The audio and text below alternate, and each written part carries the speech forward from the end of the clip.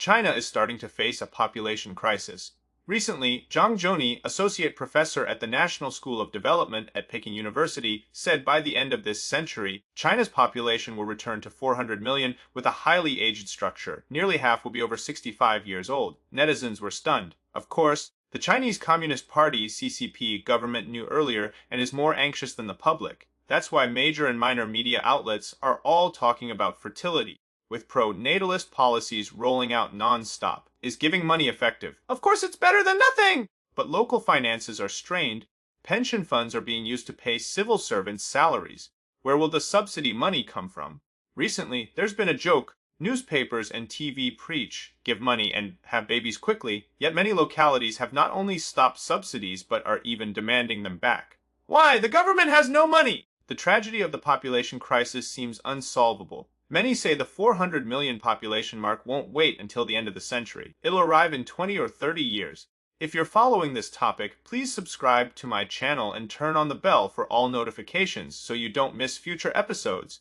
In July this year, the CCP State Council issued the implementation plan for the childcare subsidy system, stipulating that starting January 1 of this year, every infant aged 3 will receive an annual childcare allowance of 600 yuan per child. Localities to boost birth rates launched various incentives, including second child bonuses, whole-time third child subsidies, a priority school enrollment, and tax exemptions.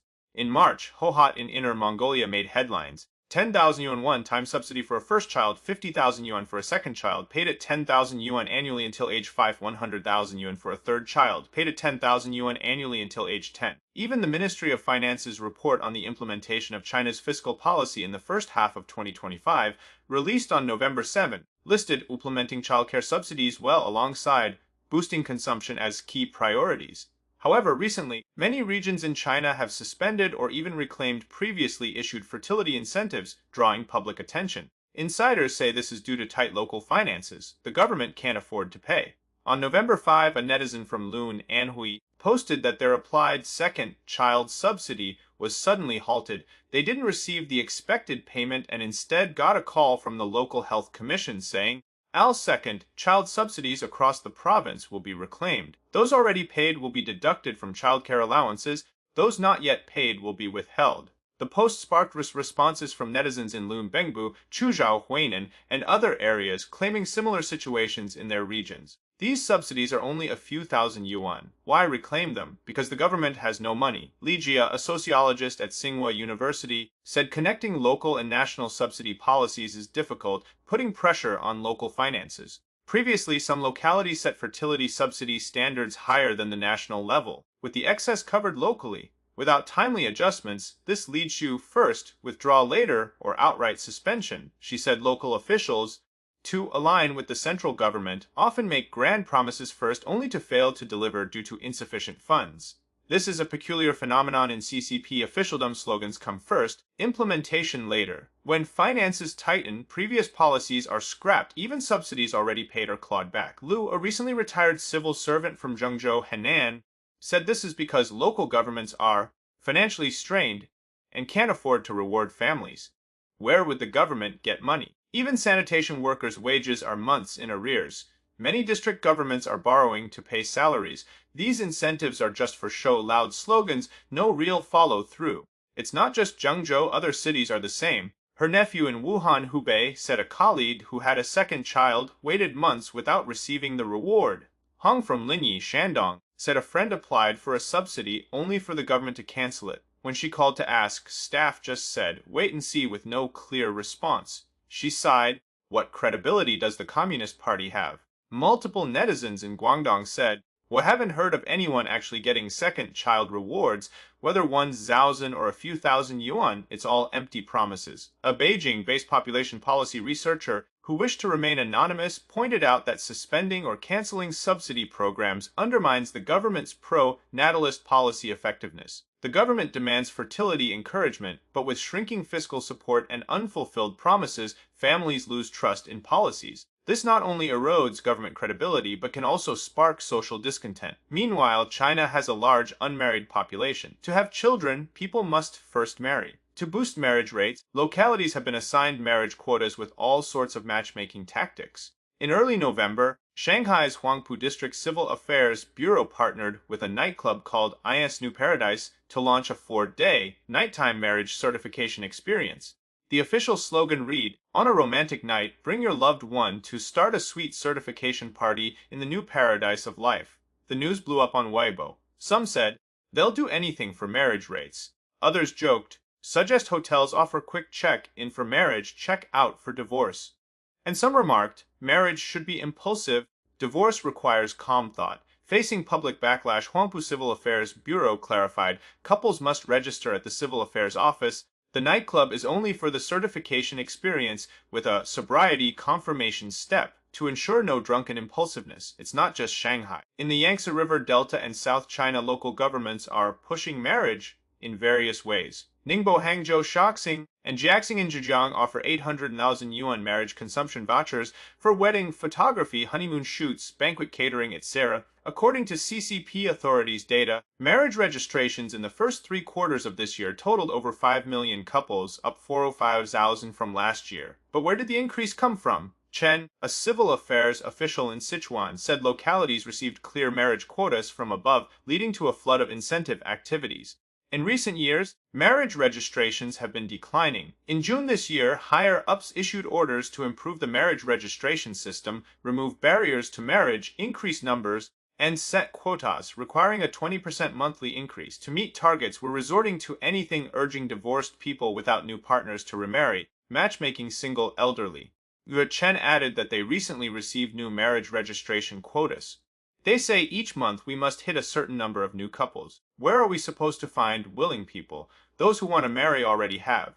Though Chen noted that in April this year, authorities revised the marriage registration regulations, requiring local governments above county level to strengthen comprehensive marriage and family service guidance, and establish marriage and family counseling systems, with marriage registration offices providing counseling services. In rural areas, grassroots cadres set up stalls at markets giving away eggs, cups, and detergent to mobilize elderly couples to obtain marriage certificates. Yao from Luan and Aoi said village loudspeakers daily announce, "Get a marriage certificate, get eggs," with elderly couples lining up like at a market fair.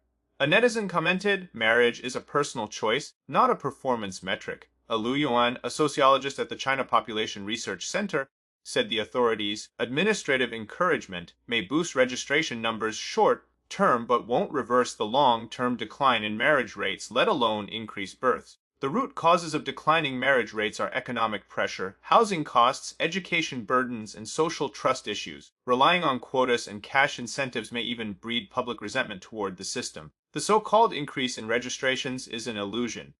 Over the years, China's marriage and fertility promotion tactics have been endless. From park matchmaking corners to company dating days, from marriage and childbirth lecture tours to nightclub certification ceremonies. Yet with sky-high housing prices, stagnant incomes, runaway childcare costs, young people have responded with the 4 no's: no dating, no marriage, no home ownership, no children. China's population crisis is not a short-term psychological phenomenon, but a structural collapse engineered by policy. The real starting point of China's population collapse wasn't today's economic downturn, but decades ago with family planning. The 1979 one-child policy stripped 2 generations of their natural reproductive rights.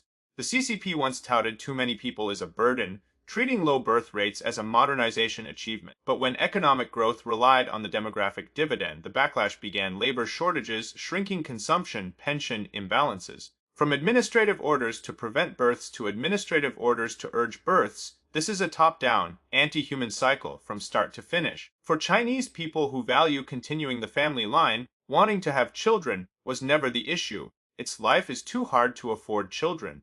With soaring housing prices, runaway education costs, stagnant wages, widespread unemployment, and skyrocketing childcare expenses, young people face not a marriage choice but a survival question. A popular Weibo comment read, "You want me to marry and have kids, but I don't even have a stable job. You say a house is the symbol of a home, but it's a lifetime of debt. You say having more children is patriotic, but I can barely support myself." Economist Yi Fuxian warned in Big Country with an Empty Nest that the root of the real estate bubble lies not in the market but in population structure. He predicted China's population would enter an accelerated decline phase after 2025, dragging down the entire domestic demand market. Now, this prediction has come true before 2025. Data shows provincial birth peaks were in 2016 and 2017, followed by widespread declines. Shandong, known as the most fertile province, saw a 63% drop. Population giant Hunan dropped 60%. Hubei 7%. Provinces with 50% of birth declines also include Jilin, Hebei, Jiangxi, and Fujian. According to official statistics, China's 2024 births were only 7.8 million, the lowest since the CCP's founding. The same year, nationwide marriage registrations hit a historic low of 6.1 million couples. Behind the frenzy of marriage and birth promotion lies deep fear for the future. When population growth stops, taxes, labor, real estate, and consumption will all collapse in tandem. This is not just a social issue but a regime issue for the CCP. The current blanket marriage and birth promotion reflects the deterioration of China's population structure and the concentrated failure of CCP policies. First, the CCP government has missed the window to correct course. Japan and South Korea eased population crisis in the late 20th century through tax breaks, childcare subsidies, and immigration policies. But after the CCP's long enforcement of the one-child policy, public fertility willingness was severely weakened. The 2015 universal two-child policy came too late to reverse low fertility trends. The 2021 three-child policy, with weak supporting measures like extended maternity leave and childcare subsidies, had minimal effect. Second, economic and social policies failed to support families. On one hand, high housing prices, education costs, and medical expenses make young couples afraid to have and unwilling to have children. Fertility subsidies are a drop in the bucket. In first-tier cities, childcare costs account for 30–50% of household income, far above the global average. In contrast, Nordic countries maintain higher fertility rates through generous childcare subsidies, free daycare, and flexible labor policies. The CCP's absence in these areas directly causes sustained fertility decline. For example, even more worrying is the CCP's lack of transparency in population data. Official statistics often obscure the severity of the population crisis, such as delayed birth data releases and vague local data handling, weakening societal awareness and response capacity. In the current economic downturn and consumption downgrade environment, with the government even diverting pension funds to pay salaries, it has no capacity to provide young families with childcare benefits. Thus, the sharp annual decline in births is beyond saving. We can only watch it unfold. Professor Junni believes China's population will drop to 400 million by the end of this century with a base of 1.4 billion. But is China's current population really 1.4 billion? In July 2022, the Shanghai police database was leaked containing detailed information on the 1 billion Chinese citizens. International media widely reported it. Demographer Yi Fuxian has long argued the CCP falsifies population data. By his calculations, China's population has already fallen from 1.4 billion to 1.2 billion. Commenting on the leaked data, he said this dataset is of immense value. China's population crisis may be beyond everyone's imagination. In other words, in 2022, China may have had only 1 billion people. In early 2023, the CCP suddenly lifted strict lockdown policies. That year, massive pandemic deaths led to new cemeteries sprouting everywhere. Since then, local funeral data has become a new state secret. If China's population base is only 1 billion or less, then dropping to 400 million could happen by 2050 or even sooner. Regarding the rapid population decline, some worry about new problems. China has built enough housing for 2 billion people. With fewer than 400 million left, what happens to all that infrastructure and real estate? Who will pay to maintain it? Blow it all up? Where to put all that rubble? Whether the CCP can last that long is another question. I care not for the flood after my death. Everything the CCP does now perfectly embodies this phrase. That's all for today. Welcome to like, subscribe, and leave a comment. See you next time.